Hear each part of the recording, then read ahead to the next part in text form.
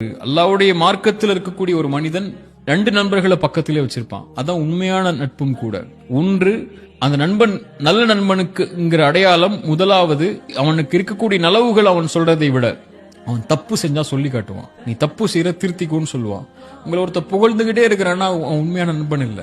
உங்க தவற சொல்றவன் மட்டும்தான் உங்களுடைய உண்மையான நண்பன். அவனை நீங்க பக்கத்துல வச்சுக்கோங்க. அதான் உங்க வாழ்க்கையை அடுத்த கட்டத்துக்கு கொண்டு போகும். என்ன பண்ணாலும் நல்லதாண்டா பண்ற மச்சான், நீ உன்ன மாதிரி இருக்குமா, நீ தாண்டா, உன்னை தவிர யாரான்னு சொல்லிட்டு அவன் சொல்லுவான்ல, அவன் உங்க நல்ல நண்பன் இல்ல.